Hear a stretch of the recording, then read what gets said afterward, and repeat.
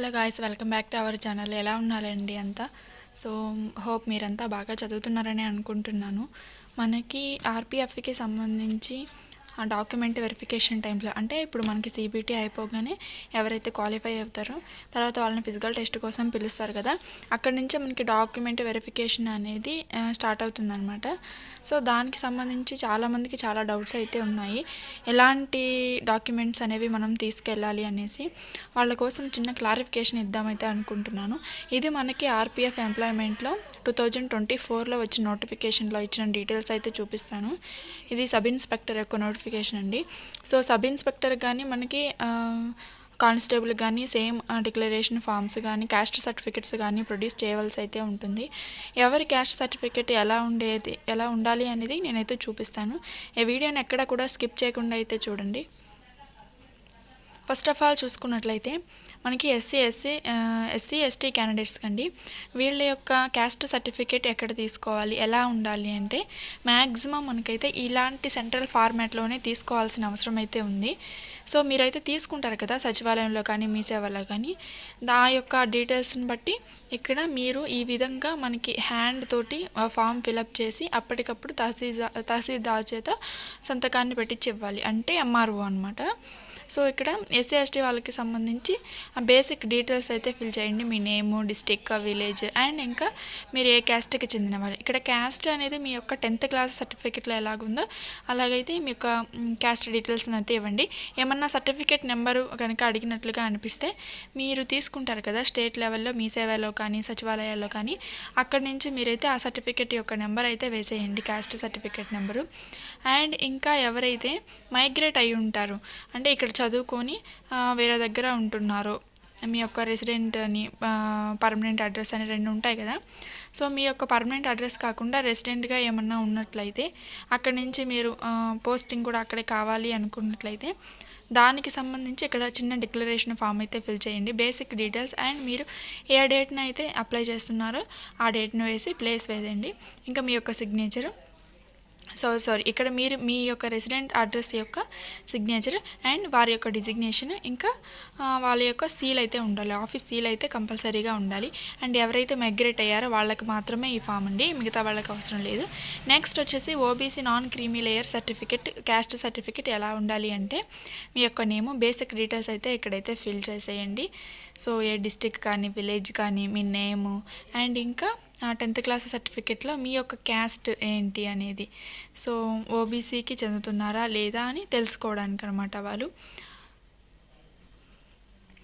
And next కింద చూసుకున్నట్లయితే ఇక్కడ ministry of social justice employment resolution number అయితే అడుగుతుంది. ఇక్కడ గూగుల్ నుంచి కూడా డౌన్లోడ్ చేసుకొని మీరైతే రిజల్యూషన్ నెంబర్ అయితే వేయచ్చు, లేదంటే మీ సేవ నుంచి మనం సర్టిఫికేట్ తీసుకుంటాం కదా ఆ నెంబర్ని అయితే ఇక్కడ వేయచ్చు. అండ్ నెక్స్ట్ కింద చూసుకున్నట్లయితే మీ యొక్క ఫ్యామిలీ కూడా ఓబీసీ నాన్ క్రీమీ లేయర్కి సంబంధించిన వాళ్ళు మాత్రమే అయి ఉండాలి. సో నెక్స్ట్ ఇక్కడ చూసుకున్నట్లయితే మీ యొక్క ఏ రోజైతే తీసుకుంటున్నారో ఆ డేట్ అయితే వేయండి, అంటే ఏ రోజైతే మీరు సైన్ పెట్టిస్తున్నారో ఆ డేట్ ఇక్కడ వేయండి. అండ్ డిస్ట్రిక్ట్ ఎంఆర్ఓ, మీ యొక్క ఎంఆర్ఓ ఎవరైతే ఉన్నారో వాళ్ళ చేత ఇక్కడ సైన్ పెట్టించేసి ఆఫీస్ సీల్ అయితే వేయండి. అండ్ నెక్స్ట్ చూసుకున్నట్లయితే self declaration for OBC non creamy layer candidates ఎవరైతే ఉన్నారో వాళ్ళ కోసం సెల్ఫ్ డిక్లరేషన్ ఫామ్ అయితే మీరు ఫిల్ చేయాల్సి ఉంటుంది. ఇక్కడ కూడా మీ యొక్క బేసిక్ డీటెయిల్స్ అయితే ఫిల్ చేయాల్సి ఉంటుంది. మీ నేమ్, రెసిడెంట్ అంటే ఏం లేదండి, ప్రజెంట్ మీరు ఎక్కడైతే ఉంటున్నారో అదనమాట. అండ్ ఏ రోజైతే తీసుకుంటున్నారో అప్పుడు ఏ ప్లేస్లో ఉన్నారో అండ్ డేట్, మీ యొక్క సిగ్నేచరు, మీ నేము, ఆర్ఆర్బీలో మీ యొక్క roll number, RPF roll number అనమాట. సో నెక్స్ట్ చూసుకున్నట్లయితే income and asset certificate to be produced economically weaker section అనమాట. అసెస్ట్ అంటే ఏం లేదండి, మీ యొక్క ఆదాయం గురించి. అండ్ ఇన్కమ్ అంటే మీకు ప్రజెంట్ వస్తున్న, ఎసెట్ అంటే ఆస్తుల గురించి, ఇన్కమ్ అంటే ప్రజెంట్ వస్తున్న ఆదాయం గురించి అనమాట. అండ్ ఈ యొక్క ఈడబ్ల్యూఎస్ వాళ్ళు అయితే డెఫినెట్గా క్యాస్ట్ సర్టిఫికేట్ అంటే ఈడబ్ల్యూఎస్ సర్టిఫికేట్ తీసుకోవాలి అండ్ ఇంకా ఇన్కమ్ సర్టిఫికేట్ కూడా తీసుకోవాలన్నమాట. అండ్ మీ యొక్క బేసిక్ డీటెయిల్స్ వచ్చేసరికి ఇక్కడైతే ఫిల్ చేయాల్సిన అవసరం ఉంది. అండ్ కిందకి రోల్ చేసుకున్నట్లయితే ఈడబ్ల్యూఎస్ వాళ్ళకి ఎవరెవరు అర్హులు అనేది అయితే చూపిస్తున్నారు చూడండి. 5 acres of agricultural and above అనమాట. వీళ్ళైతే ఈడబ్ల్యూఎస్ కిందకి రారు. అంటే మీకు కనుక 5 ఎకరాస్ కనుక ఉన్నట్లయితే మీరు రారు. అండ్ ఇంకా 1000 స్క్వేర్ ఫీట్ కనుక మీ యొక్క రెసిడెంట్లో ఉన్నట్టయితే వాళ్ళు రారు. ఇంకా 100 square feet in the municipal ఏరియాలో కనుక ఉంటే మీరు ఇంత అయితే మీకు ఉండకూడదు. అండ్ నెక్స్ట్ వచ్చేసరికి 200 square feet yards other notified municipalities అనమాట. ఈ యొక్క ఏరియాస్లో కనుక మీకు ఉన్నట్లు అయితే ఆస్తులు మీరు ఈడబ్ల్యూఎస్ కిందకైతే రారండి. సో ఎవరైతే ఓసీ వాళ్ళు ఉన్నారో ఆదాయం తక్కువగా ఉంటుందో వాళ్ళకి మాత్రమే ఈడబ్ల్యూఎస్ సర్టిఫికేట్ అనమాట. మీరు ఎస్సీ ఎస్టీ కింద కూడా అయ్యి ఉండకూడదు. ఇంకా మీ యొక్క passport size photo and signature మీరు ఎవరి చేత అయితే చేయిస్తున్నారో మ్యాక్సిమం అయితే ఎంఆర్ఓ వాళ్ళ కింద వాళ్ళ చేత అయితే చేయించకూడదు. సో వాళ్ళ యొక్క సీల్ అయితే వేసి ఉండాలి. అండ్ ఈ యొక్క ఇన్కమ్ అనేది ఈడబ్ల్యూఎస్కి సంబంధించి ఇన్కమ్ అనేది ఎలా క్యాలిక్యులేట్ చేస్తారు అంటే మీకు శాలరీ కానీ అగ్రికల్చర్ కానీ బిజినెస్ కానీ ప్రొఫెషన్ కానీ ఎక్కడి నుంచైనా సరే మీ యొక్క ఆదాయం అనేది ఒక సంవత్సరానికి 8 లక్షలు అయితే దాటకూడదు. అండ్ ఇంకా మీ యొక్క ఫ్యామిలీలో ఉన్న వారి అందరి ఆదాయం కూడా దీంట్లో అయితే క్యాలిక్యులేట్ చేశారు. ఎవరైతే అబోవ్ 18 ఉంటారో వాళ్ళదైతే తీసుకోరండి, బిలో 18 ఉన్న వాళ్ళు అయితే తీసుకుంటారు. అండ్ నెక్స్ట్ వచ్చేసరికి మీ ఫ్యామిలీ పొజిషన్ కానీ మీ ప్లేస్ కానీ ఎవరెవరి పేరు మీద ఏ ఆస్తులు ఉన్నా సరే అవన్నీ కూడా మీకు కౌంట్ అవుతాయి అన్నమాట, పేరెంట్స్తో కలిపేసి. మీ సిబ్లింగ్స్ మీ సిస్టర్స్ ఎవరన్నా ఉండి వాళ్ళకి 18 ఇయర్స్ దాటితే కనుక వాళ్ళది మాత్రమే క్యాలిక్యులేట్ అవ్వదన్నమాట. అండ్ నెక్స్ట్ చూసుకున్నట్లయితే ఎవరి చేత సంతకం చేయిస్తే చెల్లుతుంది అనేది ఇక్కడ చూపించారనమాట. మినిమం అయితే ఎంఆర్ఓ అండి, తర్వాత ఆ పైన వాళ్ళే మాత్రమే చేయాలి, వీఆర్ఓ వీళ్ళైతే చేయకూడదు. డిస్ట్రిక్ట్ మేనేజర్ కానీ అండ్ తర్వాత అడిషనల్ డిస్ట్రిక్ట్ మెజిస్ట్రేట్ కానీ అండ్ ఇంకా చీఫ్ ప్రెసిడెన్సీ మెజిస్ట్రేట్స్ కానీ ఇంకా రెవెన్యూ ఆఫీసర్స్ కానీ ఇంకా తర్వాత సబ్ డివిజనల్ ఆఫీసర్స్ కానీ మనకి ఎంఆర్ఓలు కానీ వీళ్ళైతే సైన్ అయితే చేయాల్సి ఉంటుంది. వీళ్ళు చేస్తే మాత్రమే మనకి ఆ సైన్ నోటిఫై అయితే చేస్తారు.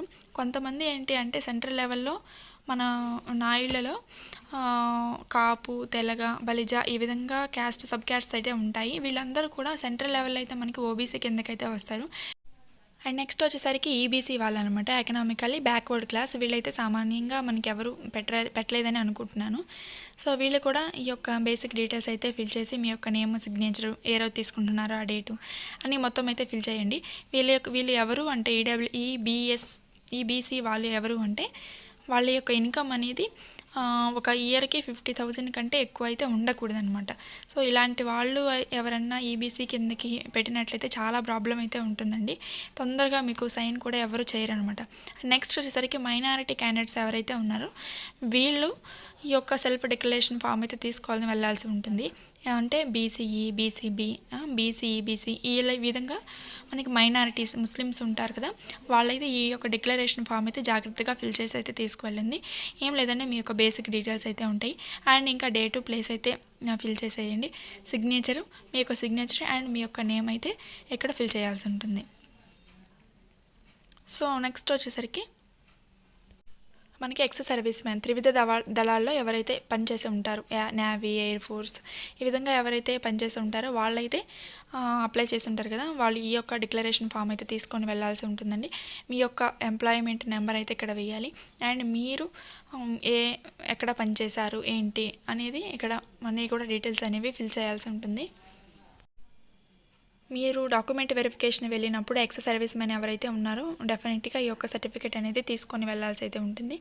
అండ్ ప్లేస్ డేట్ ఏ రోజు తీసుకుంటున్నారో ఆ రోజు అండ్ మీ యొక్క సిగ్నేచరు నేమ్ రోల్ నెంబరు ఈ విధంగా డీటెయిల్స్ మొత్తం కూడా ఫిల్ చేయాల్సి ఉంటుంది. ఇక్కడ ఏంటి అంటే ఏమన్నా వాళ్ళు ఏమన్నా ఫైన్ చేస్తే మీరు మిస్ డీటెయిల్స్ ఇచ్చినారు అని చెప్పేసి ఎక్స్ సర్వీస్ కాకపోయినా చేసినారు అనేసి వాళ్ళైతే మిమ్మల్ని డిస్క్వాలిఫై అయితే చేస్తారండి. అప్పటికి మీరు ఏ యొక్క పోస్ట్లో కూడా ఉండకూడదు అనమాట. ఇదనమాట విషయం. సో మనం డాక్యుమెంట్కి వెరిఫికేషన్కి వెళ్ళేటప్పుడు క్యాస్ట్ అనేది పక్కాగా చెక్ చేస్తారనమాట. సో డెఫినెట్గా ఇలాంటి ఫార్మాట్లోనే ఇది పేపర్ని అయితే మీరైతే డౌన్లోడ్ చేసుకోండి. ఈ విధంగా డీటెయిల్స్ ఫిల్ చేసి మీరు ఎంఆర్ఓ చేత కానీ లేకపోతే అంతకంటే ఎక్కువ డిస్ట్రిక్ట్ మెజిస్ట్రేట్ కానీ సంతకాలు అయితే చేయించుకొని వెళ్ళండి. ఇంకా ఎవరికైనా డౌట్స్ ఉంటే నా కింద కామెంట్ చేయండి.